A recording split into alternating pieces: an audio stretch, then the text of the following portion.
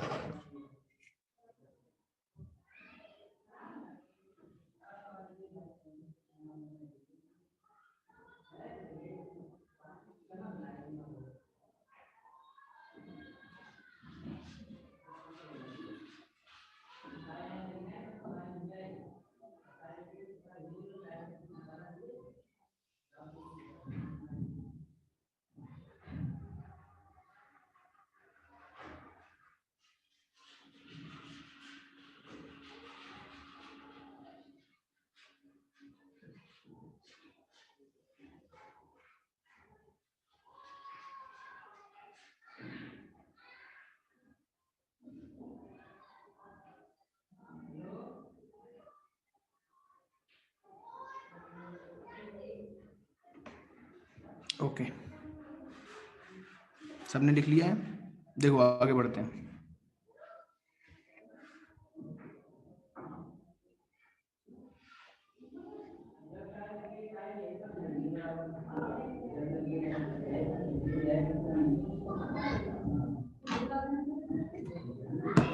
अगर bond order तुम्हें निकालना हो,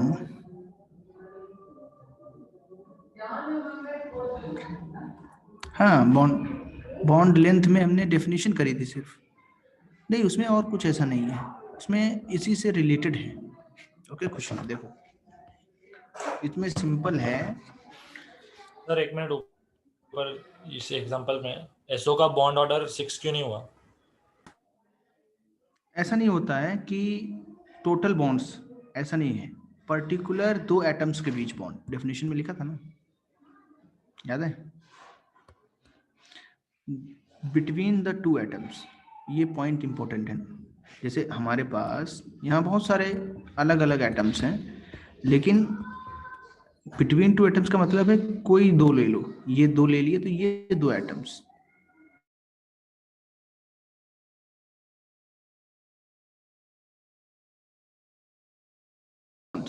ऐसा नहीं बोलना है।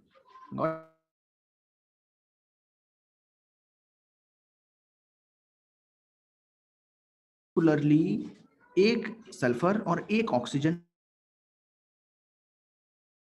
उनके बीच का बॉन्ड, तो वो बहुत ही कैसा होगा, डायरेक्शनल होगा, उसकी एक पोजीशन जो है वो जरूरी है बतानी। ऐसा नहीं होगा कि हम ऐसे बोल देंगे कि एसओ बॉन्ड ऑर्डर यहाँ पे दो है तो वो सबके लिए वैलिड है, नहीं, यहाँ पे दो है, यहाँ दो, यहाँ वन और यहाँ वन है। तो नंबर ऑफ कोवेलेंट बॉन्ड्स कितने बना रहे हैं वो एक दूसरे के साथ, इस पे डिपेंड करता है। ऊपर का लिखना है किसी को अभी भी? कहाँ पे बचा हुआ है बोलो? सर थोड़ा सा नीचे स्क्रॉल करेंगे।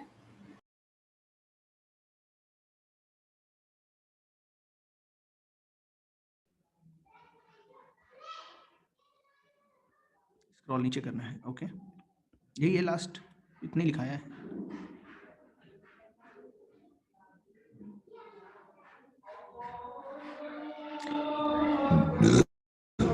सॉरी, इसी में देखो कहीं पे कुछ छूटा है तो लिख लो।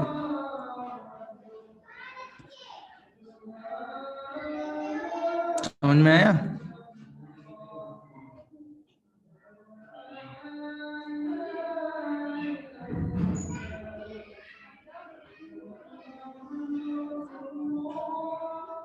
आगे बढ़ा दें?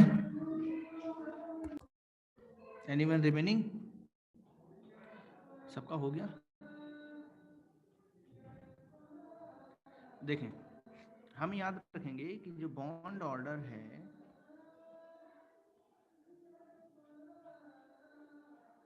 तो वो जो है उसकी वैल्यू क्या क्या हो सकती है? सर आपका आवाज कम आ रहा है बहुत। 3 हो सकती है, 4 हो सकती है, इस तरीके से बॉन्ड ऑर्डर आ सकते हैं।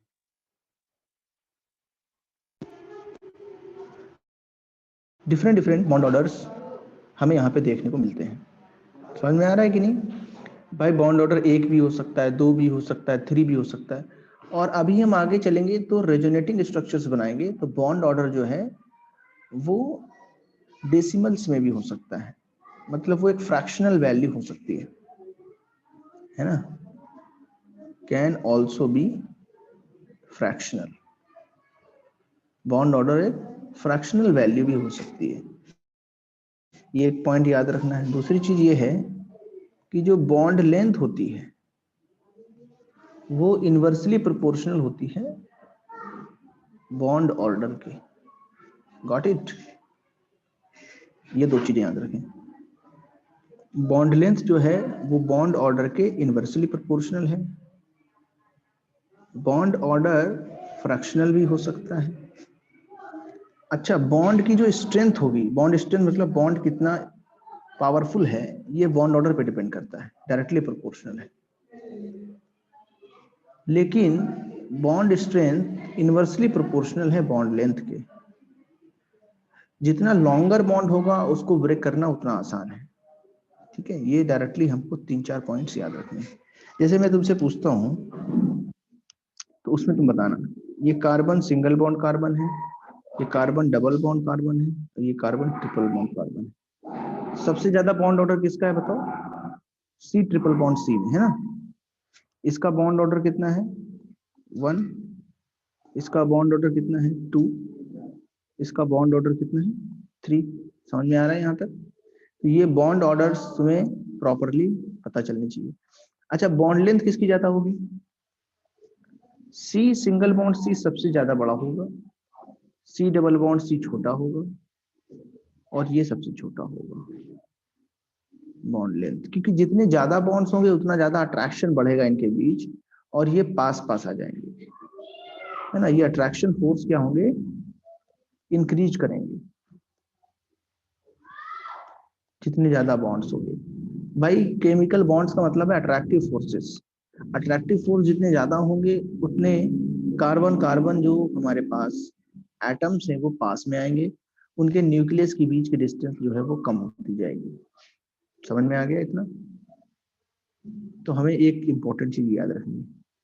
अच्छा, बॉन्ड स्ट्रेंथ किसकी ज्यादा होगी? एक बॉन्ड को तोड़ना, ब्रेक करना, यहाँ पे 2 बॉन्ड को ब्रेक करना, यहाँ पे 3 बॉन्ड को ब्रेक करना, तो 3 बॉन्ड्स को ब्रेक करना ज्यादा मुश्किल है, ज्यादा टफ है। बॉन्ड स्ट्रेंथ में सबसे बड़ा कौन सा होगा बताओ, जल्दी से बताएं।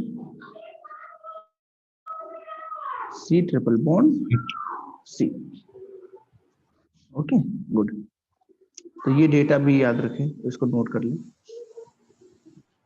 ये सबने नोट किया? आगे बढ़े कि अभी करना है ऊपर से कुछ भी नोट? एनीथिंग? फ्रैक्शनल कैसे? हाँ सर, थोड़ा ऊपर जाओ।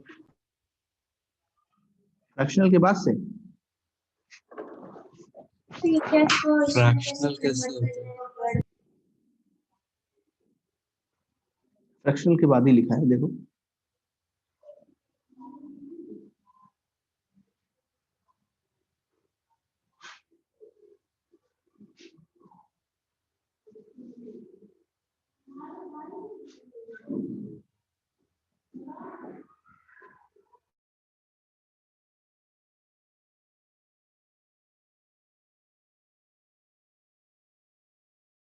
फ्रैक्शनल कैसे होगा वो तुम के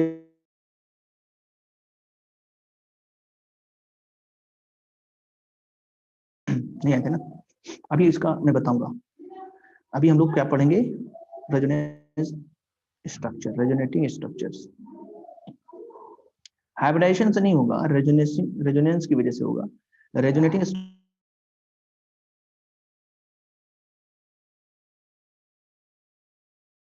में आया? सर आपका वॉइस सर कट अभी रहा आवाज है, लैग हो रही है। सर समझ में नहीं आ रहा। स्क्रीन भी देखोगे बहुत बॉन्ड लेट एनर्जी। लोड हो रहा है। सर स्क्रीन तो आ रहा है लेकिन आपकी आवाज नहीं आ रही। किसी का स्क्रीन तो बोल रहा है नहीं आ रहा है, तो हम मेरा स्क्रीन आ रहा है ना? अभी आ रहा है सर।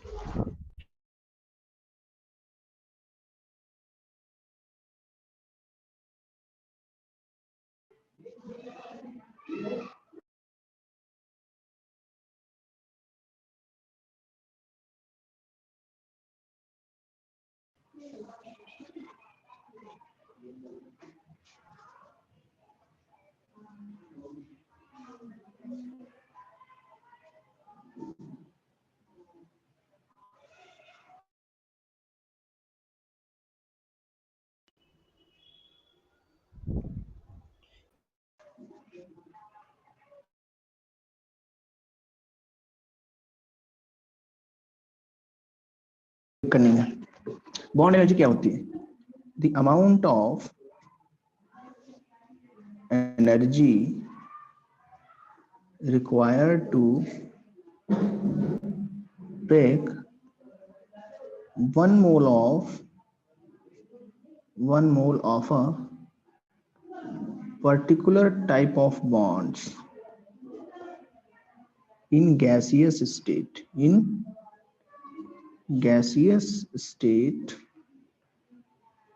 of molecule किस फॉर्म में होना चाहिए? गैसियस फॉर्म में होना चाहिए। तो उसमें पर्टिकुलर टाइप के 1 मोल बॉन्ड्स को ब्रेक करने के लिए जो एनर्जी लगेगी उसको बोलेंगे बॉन्ड एनर्जी। अब 1 मोल क्यों ले लिया? क्योंकि एनर्जी ये पर्टिकुलरली बहुत कन्वेंशनल है, पर मोल लिखा जाता है। हम एक सिंगल बॉन्ड के लिए भी बात कर सकते हैं, जैसे ये हमारा HH बॉन्ड है, इसको ब्रेक करने के लिए कितनी एनर्जी चाहिए? तो मान लो यहाँ पे A जूल्स ऑफ एनर्जी लगा, तो यही हमारी क्या हो जाएगी? Bond energy. मान लो कोई AA टाइप का बॉन्ड था, उसको तुमने ब्रेक किया और 50 जूल एनर्जी लगी, तो बॉन्ड एनर्जी कितनी होगी? 50 जूल्स। क्योंकि बॉन्ड्स जब बनते हैं तो एनर्जी रिलीज होती है, और हम उसको जब ब्रेक करेंगे तो एनर्जी प्रोवाइड करनी पड़ेगी। जब बॉन्ड्स बनते हैं तो स्टेबिलिटी बढ़ती है और सिस्टम की एनर्जी डिक्रीज होती है, तो सिस्टम से एनर्जी रिलीज होती है। जैसे हमारा जो मॉलिक्यूल बनेगा तो एनर्जी क्या होगी? रिलीज होगी, स्टेबलाइजेशन हो जाएगा। तो हमें ये याद रखना है कि जैसे हमने कोई भी बॉन्ड ब्रेक किया तो उसके अगर 1 mole same type of bonds को ब्रेक करें तो जितनी अमाउंट ऑफ एनर्जी रिक्वायर्ड है उसी को हम बोलते हैं बॉन्ड एनर्जी। यूनिट क्या होती है इसकी? किलो जूल पर मोल में ज्यादातर लिखा जाता है, या हम ऐसा यूनिट ही लिख सकते हैं, जूल पर मोल। ठीक है, इतना याद रखेंगे। समझ में आ रहा है कि हमें क्या करना है? बॉन्ड को ब्रेक करना है, और उस बॉन्ड को ब्रेक करने के लिए हमें एनर्जी प्रोवाइड करनी पड़ रही है। एनर्जी जो हम दे रहे हैं वो पर मोल ऑफ बॉन्ड्स के लिए दे रहे हैं। सिंगल बॉन्ड के लिए हम बॉन्ड एनर्जी बोल सकते हैं, लेकिन जो एक कन्वेंशनल तरीका है जो एग्जाम्स में और क्वेश्चंस में लिखा होगा वो पर मोल लिखा रहेगा। फॉर एग्जांपल, जैसे ये H2 गैस का मॉलिक्यूल है ना? अब अगर हम इसके बॉन्ड ब्रेक करें तो ऐसे करना होगा। ये H2 है, ये वाला बॉन्ड तोड़ा तो H एटम बना एक, और एक और एक H एटम बना, 2 बन गए एटम्स। और साथ में बॉन्ड एनर्जी कितनी रिलीज हुई? 435.8 किलो जूल पर मोल। प्रैक्टिकली ये डेटा याद रखना है, मतलब समझना, याद रखने की जरूरत नहीं है, इतना होता है। तो HH बॉन्ड को ब्रेक करने के लिए इतनी kilo joule, 435.8 kilo joule energy पर मोल ऑफ मॉलिक्यूल्स के लिए देनी पड़ेगी, और ये H2 गैस से H एटम्स में ब्रेक कर जाएगा। ये होती है बॉन्ड एनर्जी। समझ रहे हो कि नहीं? अब एक और एग्जांपल इसका लेते हैं। मान लो ऑक्सीजन है, तो O2 में कितने बॉन्ड होते हैं? जल्दी बताओ, बोलो। Double bond. और इसको ब्रेक करें, ऐसे तोड़ें, तो O gas plus O gas बनेगा, 2 गैस, 2 एटम्स बनेंगे।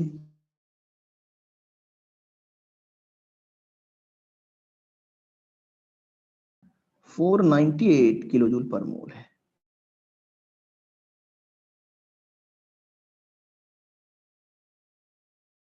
इसकी स्ट्रेंथ ज्यादा है। और अगर है N2 गैस तो उसमें कितने बॉन्ड होंगे बताओ बच्चों? Triple bond. तो N gas plus N gas, तो कितनी बॉन्ड एनर्जी आएगी बताओ? इसकी इससे भी ज्यादा आती है, और कितनी है? 946 सर किलो मोल इनवर्स। हाँ बोलो। सर ये जो मल्टीपल बॉन्ड होते हैं ये कैसे टूटते हैं, मतलब एक एक करके कि उतना एनर्जी पे पूरा ही टूट जाता है? हाँ, इसमें है कि हर एक बॉन्ड की अपनी आइडेंटिटी है।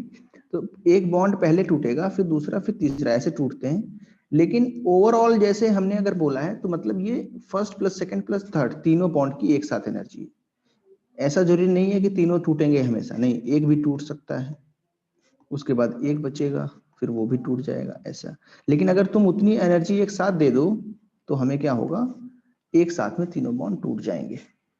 जैसे फोटोन के फॉर्म में अगर हमें एनर्जी देनी है, ट्रिपल बॉन्ड तोड़ना है, तो अगर हमारे पास 1 मोल ऑफ फोटॉन्स है, इसीलिए तुम लोगों ने ये क्वेश्चन पूछा है क्योंकि इस तरीके के क्वेश्चन वहां पे आए थे। लेकिन ट्रिपल बॉन्ड में हमें याद रखना है, कभी भी ट्रिपल बॉन्ड में ऐसा नहीं होता है कि पूरा बॉन्ड एक साथ टूटेगा, नहीं, सिंगल बॉन्ड भी टूटता है ना। और पर्टिकुलर एक लॉजिक आगे पढ़ेंगे हम लोग कि जब भी कोई केमिकल रिएक्शन होती है तो उसमें बॉन्ड्स पहले ब्रेक होते हैं, फिर नए बॉन्ड्स बनते हैं, ठीक है। तो ये दो चीजों को हमें याद रखना है कि एक बॉन्ड भी ब्रेक हो सकता है, दो भी हो सकते हैं, और तीन भी हो सकते हैं। लेकिन यहाँ पे जैसे ट्रिपल बॉन्ड को पूरा तरीके से तोड़ दिया है, उसमें 946 किलो जूल पर मोल एनर्जी लगी है, तो ये याद रखेंगे। तो ट्रिपल बॉन्ड को तोड़ने की एनर्जी लिखी है, ना कि यहाँ पे एक बॉन्ड को तोड़ने की एनर्जी लिखी है। तो इस चीज को हमें याद रखना है कि सिंगल बॉन्ड हो या डबल हो या ट्रिपल हो, उसको ब्रेक करने के लिए हमको एनर्जी प्रोवाइड करनी पड़ती है। सिंगल बॉन्ड को तोड़ना थोड़ा इजी है, डबल बॉन्ड को तोड़ना और भी टफ है, ट्रिपल बॉन्ड को तोड़ना सबसे ज्यादा टफ है क्योंकि उसके अंदर तीन तीन बॉन्ड्स हैं। तो जितनी ज्यादा बॉन्ड एनर्जी है उतना बॉन्ड स्ट्रांग है, ये हम कह सकते हैं। बॉन्ड एनर्जी को और भी क्या बोलते हैं? बॉन्ड एनर्जी और बॉन्ड डिसोसिएशन एनर्जी, क्या क्या बोलते हैं इसको? बॉन्ड डिसोसिएशन एनर्जी भी बोलते हैं इसको। और जो बॉन्ड एनर्जी होती है वो प्रोपोर्शनल होती है बॉन्ड की स्ट्रेंथ से। ये याद रखें एक और चीज।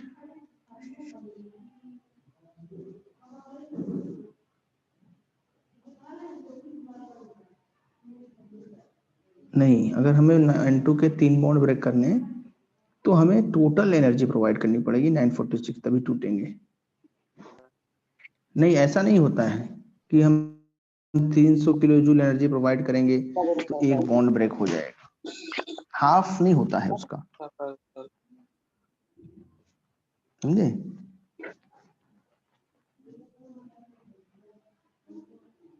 हाफ नहीं होता, उसकी प्रैक्टिकल वैल्यूज होती हैं। तो इसको नोट कर लें और याद रखें कि जितनी ज्यादा बॉन्ड एनर्जी होगी उतना ज्यादा उसका बॉन्ड स्ट्रेंथ होगा।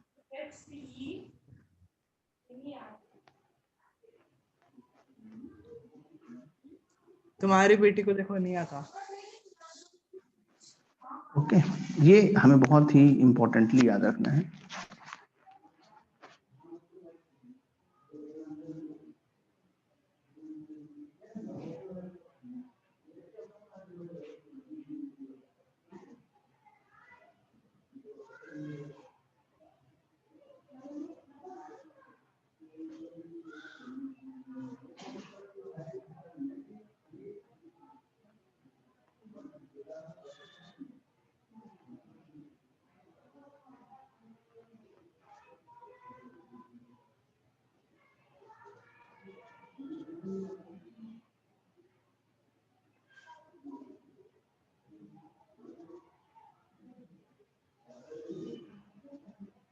ओके,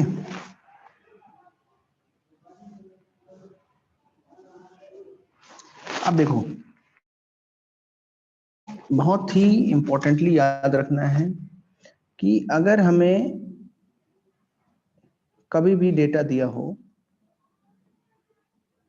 जैसे यहाँ पे दे दिया, अभी तो तुमने हाइब्रिडेशन एक्चुअली पढ़ा नहीं है तो उसकी बात तो नहीं कर सकते हैं, बट हम लोग ऐसे बात कर सकते हैं कि अगर हमें रेजोनेटिंग स्ट्रक्चर्स ड्रा करना है, रेजोनेटिंग स्ट्रक्चर्स और कैनोनिकल स्ट्रक्चर्स,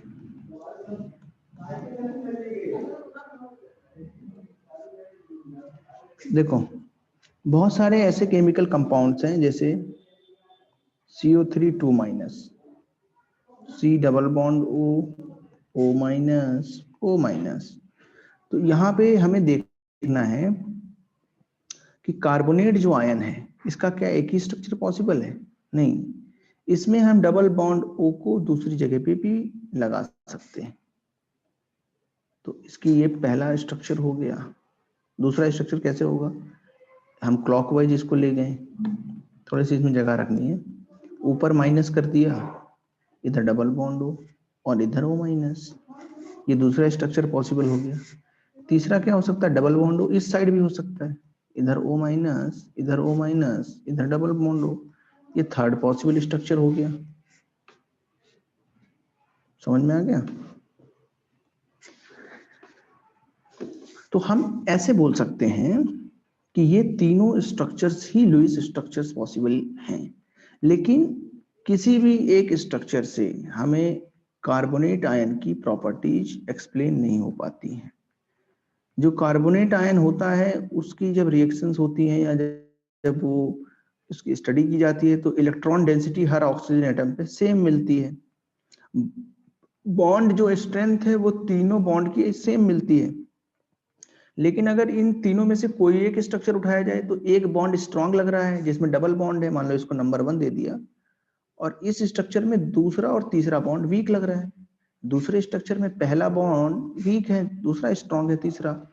ऐसे करके अगर हम इनको देखें तो अलग अलग बॉन्ड स्ट्रेंथ आ रही है तीनों स्ट्रक्चर में, लेकिन एक्चुअल में जो कार्बोनेट है वो शो करता है कि उसके तीनों बॉन्ड्स एक बराबर स्ट्रांग है।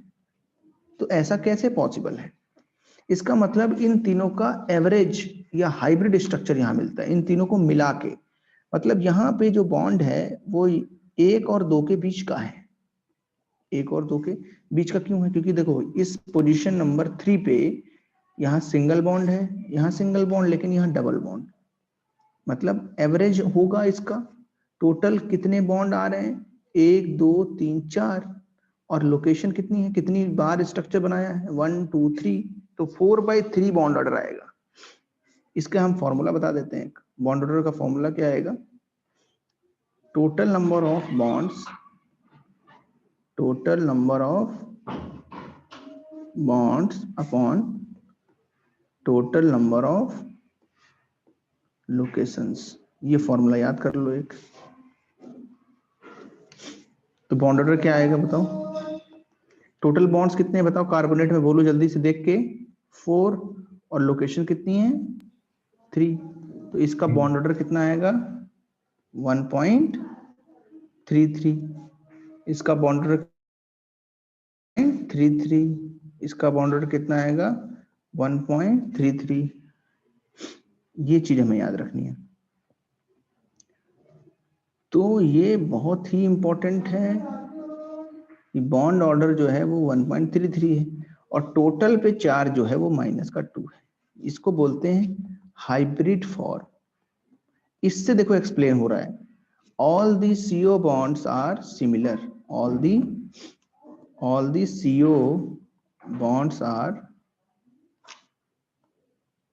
सेम या similar and having bond order कितना है बताओ, बोलो बच्चों? 1.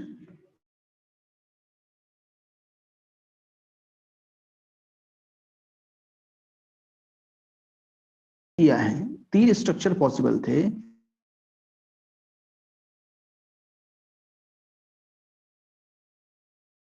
स्ट्रक्चर बनाया जिसके अंदर की बॉन्ड ऑर्डर एवरेज निकालने पे आ रहा है, total number of bonds upon total number of locations. Total number of bonds कितने बताओ? 2 और 2 4, टोटल नंबर ऑफ लोकेशंस कितनी है 3, तो 4/3 बॉन्ड्स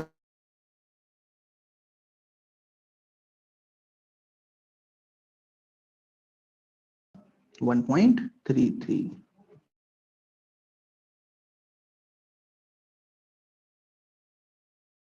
या क्यों ऐसा हुआ है, ये सारी चीजें तुमको पता चलनी चाहिए। ऐसा रीजन इसलिए है क्योंकि, अच्छा आवाज लैग हो रही क्या, आवाज सही हो जाएगी कोई बात नहीं। हाँ फिर से समझ लो कैसे करते हैं। पहले एक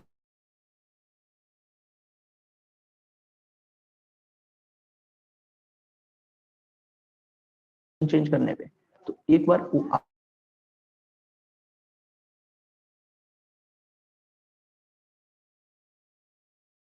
माइनस कर दो या उसको फिर लेफ्ट में रखें, तो टोटल 3 पॉसिबल स्ट्रक्चर्स हैं। बहुत सही। अच्छा साथ में हम ये देखेंगे तीनों पॉसिबल स्ट्रक्चर हैं, लेकिन प्रैक्टिकली 3 में से कोई भी कार्बोनेट आयन की प्रैक्टिकल जो क्वालिटीज है उनको एक्सप्लेन नहीं कर पाता। क्या क्वालिटीज है कि CO बॉन्ड जो होता है प्रैक्टिकली वो सेम होता है तीनों जगहों पे, उसका बॉन्ड ऑर्डर सेम होता है, उसकी बॉन्ड स्ट्रेंथ सेम होती है, उसकी बॉन्ड एनर्जी सेम होती है, ये चीजें सेम होती हैं। अब उसके बाद तुमने उसको तोड़ना चाहा तो तुमने जो एनर्जी दी वो तीनों जगह क्या लगी, सेम सेम। इसका मतलब पहला दूसरा तीसरा तीनों से ये प्रूफ नहीं हो पा रहा है कि बॉन्ड एनर्जी सेम है। इसका मतलब इनका हमें एक हाइब्रिड स्ट्रक्चर बनाना होगा। हाइब्रिड मतलब जो तीनों को मिला के बनाया गया, ताकि उसके अंदर तीनों की क्वालिटीज आ जाए। तो अगर देखते हैं हम लोग पोजीशन 1 पे ही देख लो, एक जगह डबल बॉन्ड है, एक जगह सिंगल, और थर्ड जगह भी सिंगल। मतलब टोटल जो है बॉन्ड जो है वो 2 और 1 के बीच का है। एक जो बॉन्ड है सिंगल वाला वो 2 जगह पे है, डबल बॉन्ड वाला सिर्फ एक जगह पे है। तो ज्यादातर इसके अंदर जो क्वालिटी आएगी वो सिंगल बॉन्ड की आएगी। इसीलिए बॉन्ड ऑर्डर देखो वो 1 के ज्यादा नियरेस्ट है, 1.33 वैल्यू 1 के ज्यादा पास है और 2 से दूर है। कैसे निकाला है, एवरेज ले लिया। कितने टोटल बॉन्ड हैं, 2, 1 और 3, तो टोटल मिला के हुए 4। 4 बॉन्ड्स और नंबर ऑफ लोकेशंस कितनी है, 3। तो हम पर CO बॉन्ड भी निकाल सकते हैं बॉन्ड ऑर्डर, या पूरे मॉलिक्यूल के लिए, पूरे आयन के लिए एक साथ भी निकाल सकते हैं। दोनों चीजें सही होती हैं, उसमें कोई दिक्कत नहीं है। इसको ड्रॉ कर लिया है। अब तुम लोग को बनाना है सल्फाइड का। देखते हैं कितने लोग का आंसर आता है। SO3 2-, draw the resonating structures and also draw the hybrid structure बनाना है। also find the bond order in hybrid structure he actual होता है, क्योंकि वही प्रैक्टिकल स्ट्रक्चर को, प्रैक्टिकल जो क्वालिटीज होती हैं उनको एक्सप्लेन कर पाता है। तो वेट करते हैं, देखते हैं कितने लोग आंसर दे पाएंगे इसका।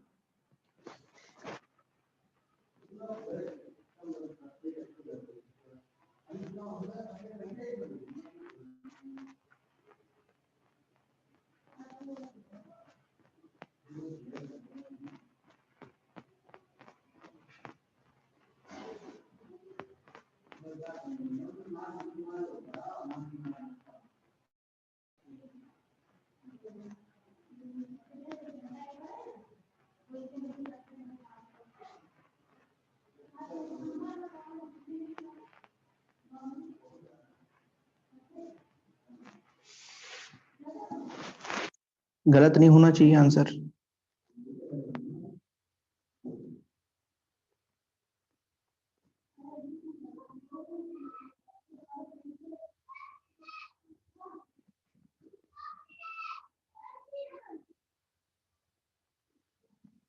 आंसर्स आने स्टार्ट हो गए हैं, अपना अपना आंसर रेडी करें।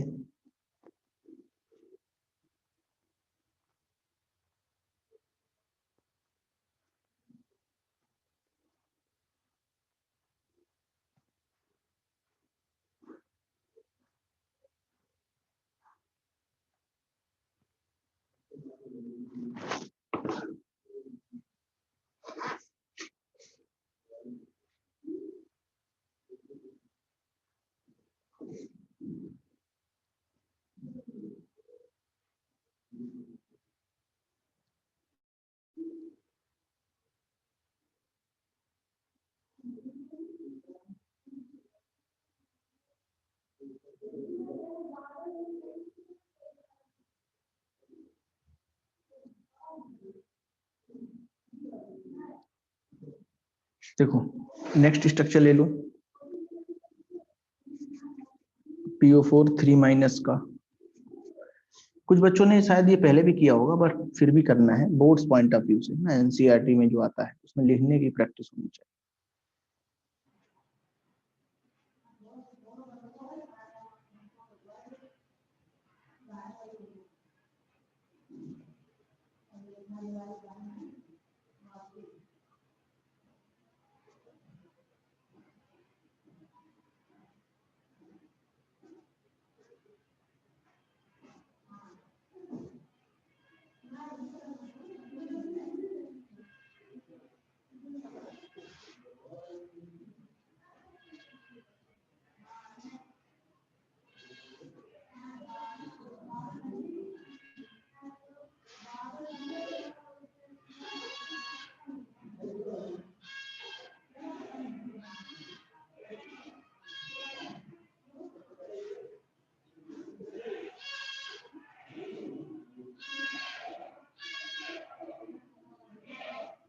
आगे बढ़े,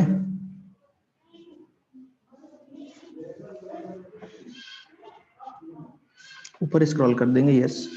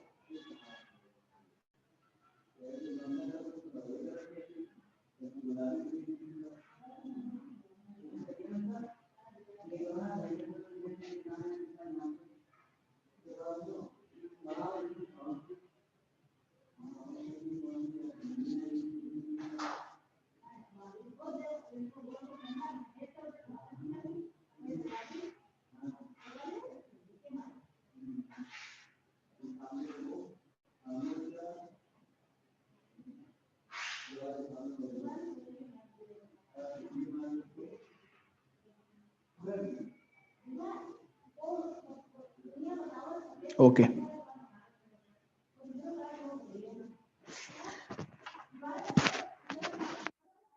देखो जिन्होंने आंसर दिए हैं उनका ऐसे आया था क्या?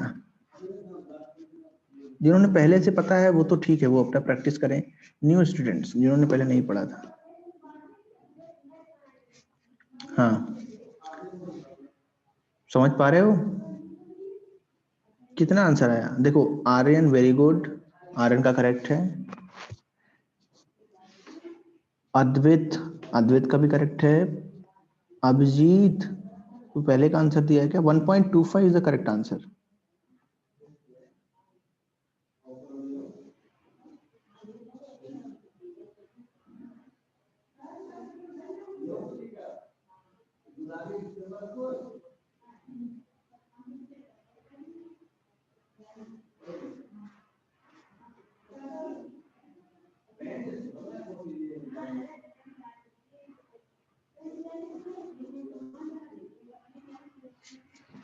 वन 1.25 आया सबका?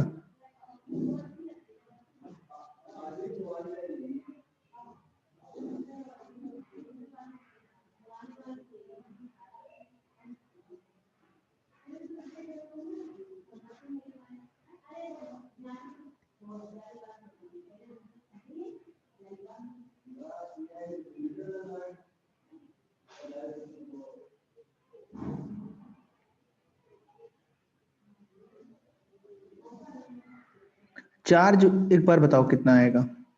ऑक्सीजन के ऊपर कितना चार्ज आएगा?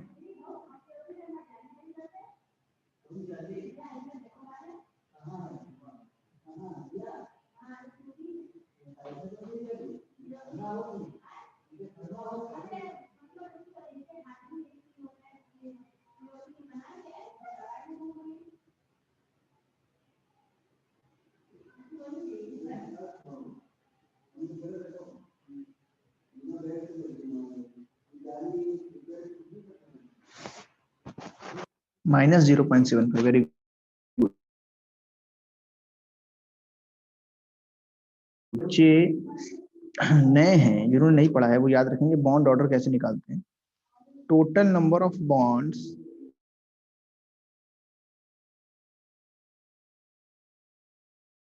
Total number of locations.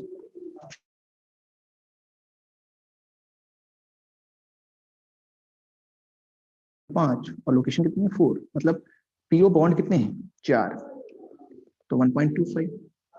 Similarly charge बच्चों कितना आएगा, टोटल चार्ज कितना है बोलो, माइनस का 3,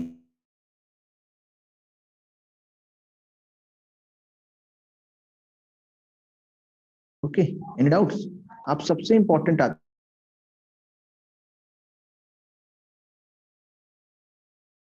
हैं रेजोनेटिंग। कैनोनिकल को और भी क्या बोलते हैं, resonating structures of ozone and also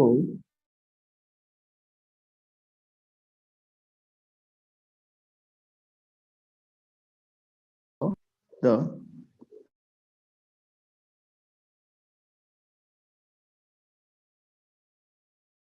ozone, also find the bond order of OO bond in ozone.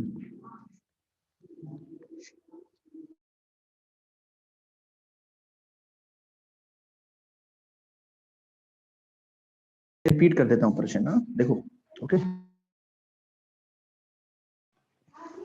Okay okay, फिर से रिपीट करूं क्या? देखो लिखा है ड्रॉ दी कैनोनिकल और resonating structures of ozone and also draw the hybrid structure of ozone, also find the bond order of O O bond in ozone. ये हमने क्वेश्चन दिया है प्रश्न में, क्या अभी समझ में आया तुम्हें? Got it?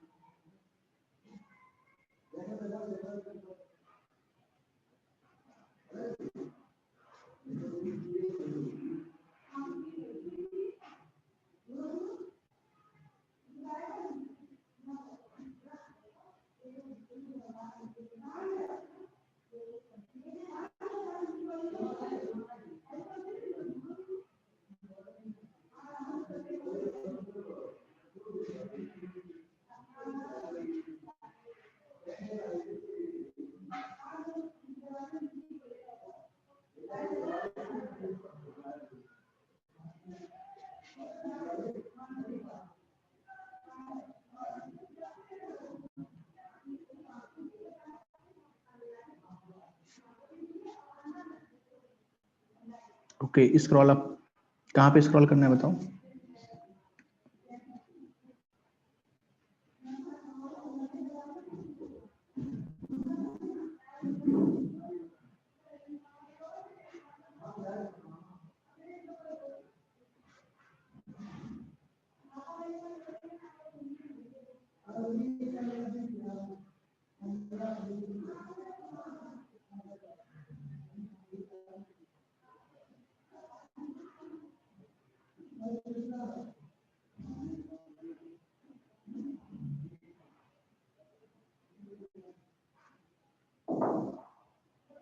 तो ये अपना आज का लास्ट क्वेश्चन रहेगा, इसको कर लो। देखो नेक्स्ट क्लास में मैं वैलेंस बॉन्ड थ्योरी स्टार्ट करूंगा, ठीक है? तो जिन बच्चों ने स्कूल वगैरह में पढ़ा है, अगर ऐसे तो यहाँ पे कोई बच्चे नहीं है, ये सब अपने जो है 9th-10th में ही थे, तो उसमें तो ऐसा कुछ नहीं होता है।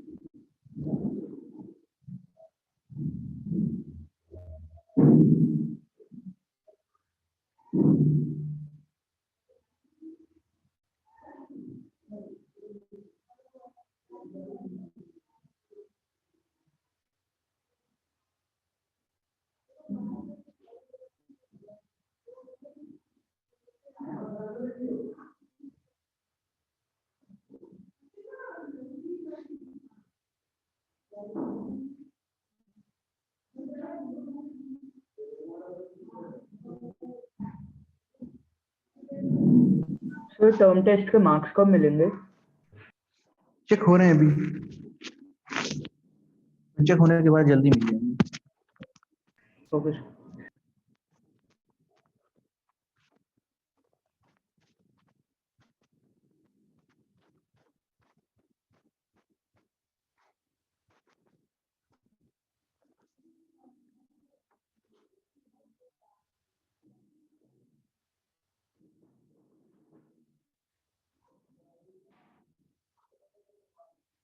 हो गया सबका?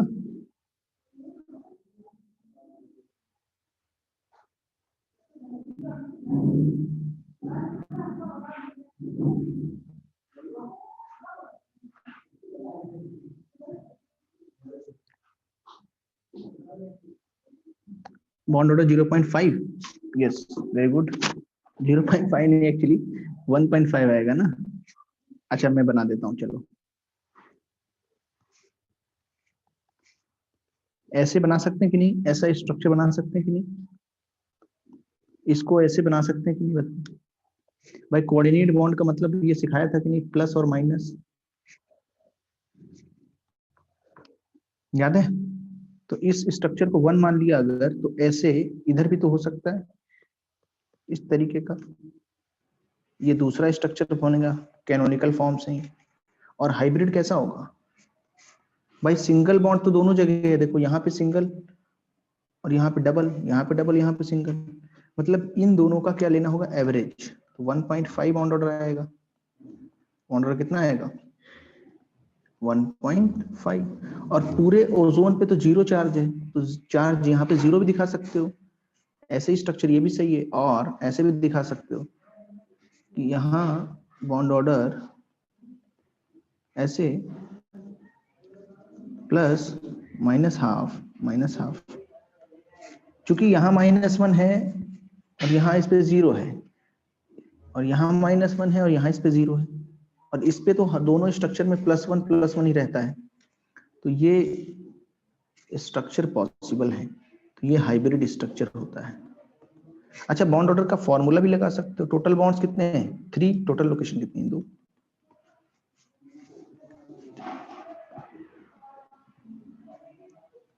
नहीं भाई देखो आर्यन, ये हाइब्रिड स्ट्रक्चर है ना, ये वाला स्ट्रक्चर डबल और सिंगल का मर्जिंग हो गया, समझ रहे हो?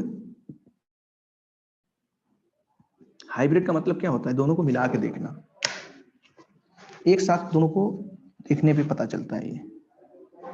सर आपने क्वेश्चन में सिर्फ सिंगल बॉन्ड का बॉन्ड ऑर्डर पूछा था, इसलिए मैंने नहीं, वो तो एक लिखने का तरीका होता है, बीओ लिखते हैं मतलब बॉन्ड ऑर्डर।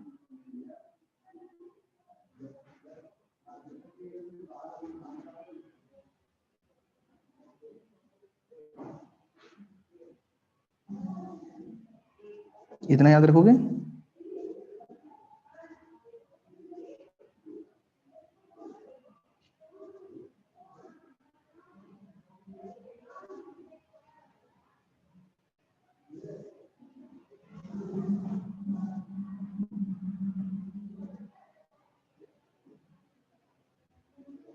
तो सबका हो गया ये?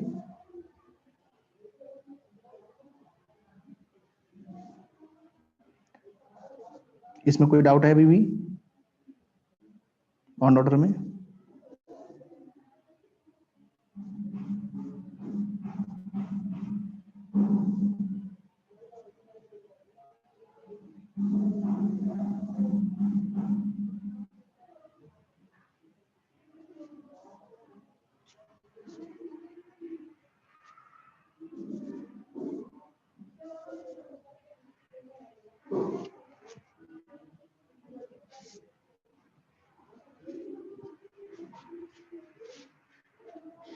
सबका हो गया? नोट हो गया?